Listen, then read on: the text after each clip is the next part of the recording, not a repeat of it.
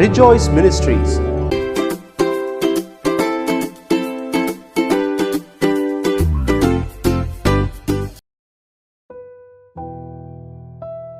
கர்த்தருடைய பரிசுத்த நாமத்துக்கு மகிமை உண்டாகட்டும். இந்த நாளில் ஆண்டவர் நமக்கு கொடுத்திருக்கிற அதிகாரத்தை குறித்து நான் பேசணும்னு நினைக்கிறேன். ஆண்டவர் கொடுத்திருக்கிற அதிகாரம் சாதாரண அதிகாரம் கிடையாது. ஸ்பிரிச்சுவல் ரெல்மில், அதாவது ஆவிக்குரிய ரீதியாக பார்க்கும் பொழுது அந்த அதிகாரத்துக்கு பரலோகம் கூட அந்த நேரத்தில் நமக்கு சாதகமாக வேலை பார்க்குது. ரொம்ப ஆச்சரியமாக இருக்கு இல்லையா? மத்தேயு 18:18 ரொம்ப ஈஸியாக ஞாபகம் வைக்கலாம். இந்த வசனத்தை பார்த்தீங்கன்னா அதில் ஆண்டவர் சொல்கிறது, நீ பூமியிலே எதை நீ கட்டுகிறாயோ அது பரலோகத்தில் கட்டப்பட்டிருக்கும், பூமியில் எதை கட்டவிழ்க்கிறாயோ அது பரலோகத்திலும் கட்டவிழ்க்கப்பட்டிருக்கும். அப்போ இங்கே நம்ம செய்கிற ஒரு காரியத்து நிமித்தம் இயேசுவின் நாமத்தினால எதை கட்டுறோமோ அது உடனே பரலோகத்தில் கட்டப்பட்டிருக்கும். அப்போ நம்ம விசுவாசத்தினாலே இதை செய்யணும். தேவனுடைய பிள்ளைகளுக்கு ஆண்டவர் கொடுக்குற இந்த பெரிய அதிகாரம். இதை குறித்து நம்ம பார்க்குறோன்னா மத்தேயு 16:19 வசனத்தில் பேதுருக்கு இந்த வல்லமையை, இந்த அதிகாரத்தை அவர் கொடுக்கறத பார்க்குறோம். பேதுரு சொல்கிறாரு, நீங்கள் தான் கிறிஸ்துன்னு சொல்லும் பொழுது அவர் மிகுந்த சந்தோஷம் அடைகிறாரு. இயேசுவை குறித்து அவரே கேட்குறாரு, யார் என்னை யாருன்னு சொல்கிறாங்க, என்னை உலகம் என்னன்னு சொல்லுதுன்னு சொல்லும்போது எல்லாரும் ஒன்று சொல்கிறாங்க. ஆனால் பேதுரு தான் கரெக்டாக சொல்கிறாரு, நீங்கள் இயேசு கிறிஸ்து, நீங்கள் தான் மேசியா, உலகத்துக்கு ஒளியாக வரக்கூடிய தெய்வம்னு சொல்லும் பொழுது அவர் ரொம்ப சந்தோஷப்பட்டு தான் அடுத்த இந்த மத்தேயு 18:18 இருக்கக்கூடிய இந்த வசனத்தை அவருக்கு ஆசீர்வாதமாக கொடுக்குறாரு. அவர் பேர் கேபான்னு சொல்கிறாரு, உன் கையில் நான் ஒரு பெரிய அதிகாரத்தை கொடுக்குறேன், நீ பூமியில் எதை நீ கட்டுவியோ அது பரலோகத்தில் கட்டப்பட்டிருக்கோன்னு சொல்லி கொடுக்குறாரு. பேதுருக்கு அந்த காலத்தில் அவர் கொடுத்த அந்த அதிகாரத்தை இன்னைக்கு நீங்களும் நானும் தேவனுடைய பிள்ளைகளாக இருக்கிறபடினால விசுவாசித்து நம்ம அதை பெற்றுக்கொள்ளலாம். நான் போயிட்டு இருந்த ஒரு சபை இருக்குது பக்கத்தில், எங்கள் வீட்டுக்கு பக்கத்தில். அந்த சபையில் ஒரு தாத்தா இருப்பார். அவர் எப்போதுமே சொல்வார், எனக்கு உடம்பு கை கால்லாம் வலிக்குது சிஸ்டர், நீங்கள் ஜெபம் பண்ணுங்கன்னு.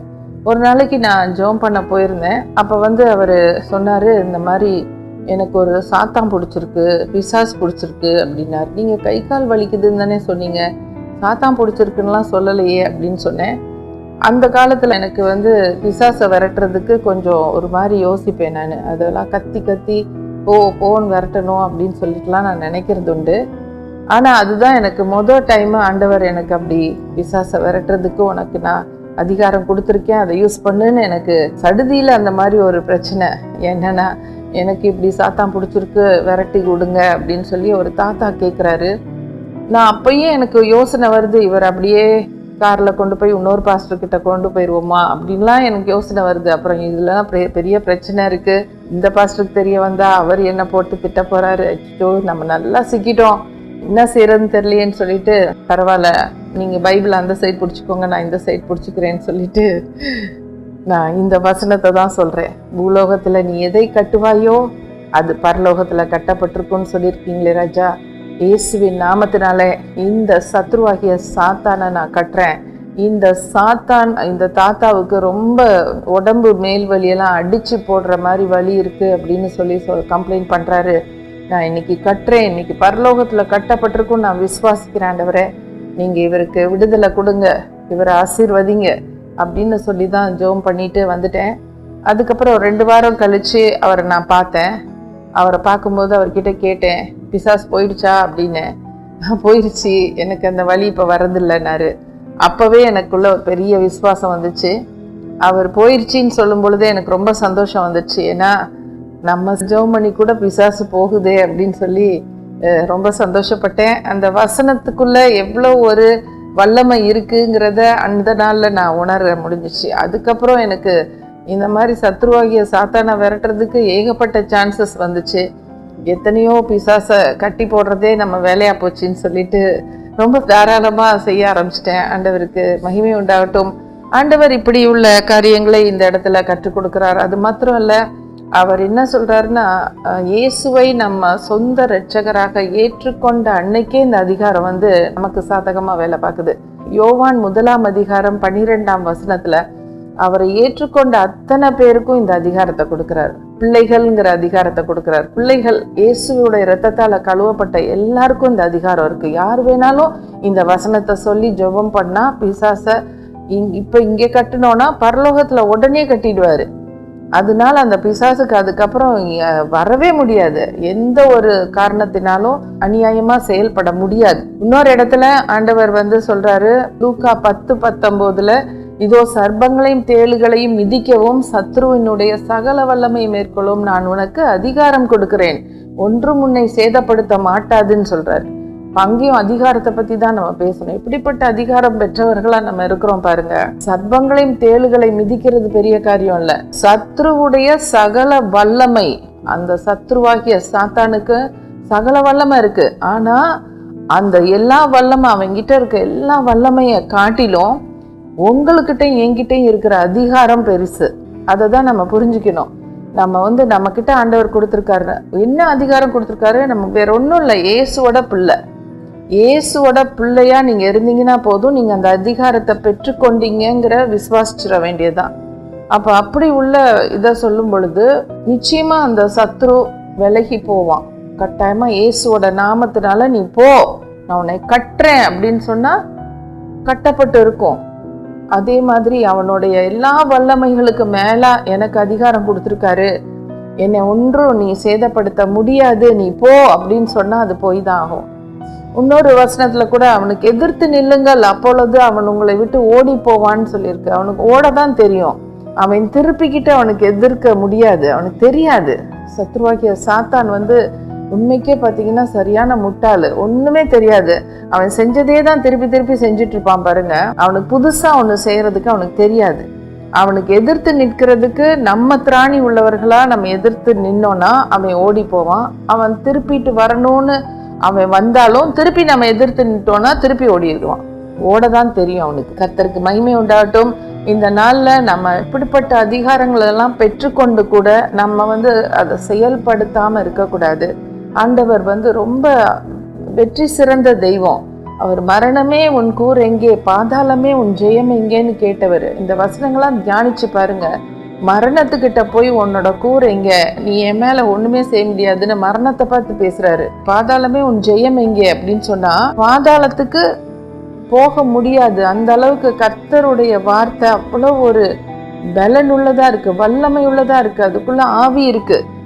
அப்படி உள்ள வசனங்கள் நமக்கு எக்கச்சக்கம் ஆண்டவர் வசனம் கொடுத்துருக்காரு. இந்த வசனங்கள் எல்லாம் நம்ம உபயோகிக்கணும்னு அவர் விரும்புறாரு. இன்னும் வெளிப்படுத்தின விசேஷம் 21 அதிகாரம் 7 என்ன சொல்லியிருக்க, ஜெயம் கொள்ளுகிறவன் எல்லாவற்றையும் சுதந்திரித்து கொள்வான்.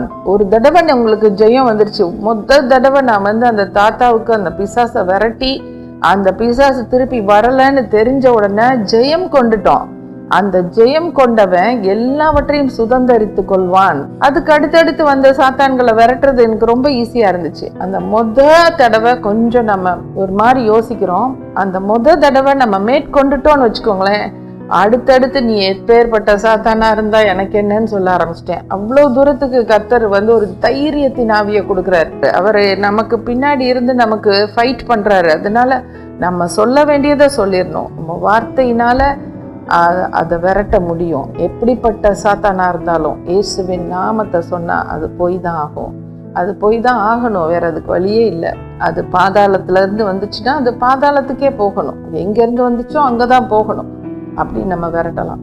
கர்த்தர் நமக்கு எப்படிப்பட்ட அதிகாரத்தை கொடுத்திருக்காரு. இது சாதாரண அதிகாரம் இல்லை, இது எல்லா மனுஷர்களுக்கும் கொடுத்த அதிகாரம் கிடையாது. இன்னைக்கு நீங்களும் நானும் இயேசுவோட ரத்தத்தால கழுவப்பட்டு கிறிஸ்தவர்களா இருக்கிறோமா, விசுவாசிகளா இருக்கிறோமா, நமக்கு தான் இந்த அதிகாரம். இந்த அதிகாரத்தை யூஸ் பண்ணி நம்ம எல்லா காரியத்திலையும் வெற்றி சிறக்க முடியும். கர்த்தருக்கே மகிமை உண்டாகட்டும். நல்ல தகப்பனே, இந்த அருமையான வேலையிலும் ஆண்டவரே, நீர் கொடுத்திருக்கிற அதிகாரம் சாதாரண அதிகாரம் இல்ல ராஜா. பிசாசுகளை எல்லாம் கட்டி முறிக்க அவங்கள எல்லாத்தையும் பாதாளத்துல தள்ளக்கூடிய வல்லமையை கொடுத்துருக்கீங்க. அதிகாரம் பெருசா இருக்கு ராஜா. அப்பா, நீங்க எப்படி அந்த சாத்தான காலுக்கடியில நீங்க மிதிச்சு போட்டீங்களோ, சத்ருவாகிய சாத்தான சிலுவையில மிதிச்சு போட்டீங்களோ, அவன் தலையை மிதிச்சு போட்டீங்களோ, அது மாதிரி நாங்களும் செய்யணும்னு நீங்க விரும்புறீங்க ராஜா. நாங்க செஞ்சு உங்களுடைய நாமத்தை மகிமைப்படுத்துவோம் ராஜா. நாங்க எதை பூமியில கட்டுறோமோ அதை உடனே நீங்க பரலோகத்துல கட்டுறீங்களே. எதை கட்டு அவிழ்த்து விடுறோமோ, ஃப்ரீடம் கொடுத்து விடுறோமோ, டெலிவரன்ஸ் கொடுக்குறோமோ, அது உடனே அது டெலிவரன்ஸ் ஆகுதேப்பா. அதுக்கு நீங்க தானே செய்றீங்க ராஜா. நாங்க சொல்லி ஜெபிக்கிற உடனே எங்களுக்கு கட்டளையை பிறப்பிக்கிறீங்கிறப்பா. உங்களுக்கு ஸ்தோத்திரம் ராஜா. தொடர்ந்து ஆண்டவரே எங்களுக்குள்ள ஒரு தைரியத்தின் ஆவியினால நிரப்புங்கப்பா. நம்முடைய விசுவாச பிள்ளைகள் அதிகமா இந்த வார்த்தையில விசுவாசம் வைத்து அப்பா அநேக பிரச்சனைகளிலிருந்து வெளியில வர்றதுக்கு கிருபை பாராட்டுங்க. நீங்க அப்படியே செய்ய போறதுக்காக கோடான கோடி ஸ்தோத்திரம். இயேசுவின் நாமத்தில் பிதாவே, ஆமென்.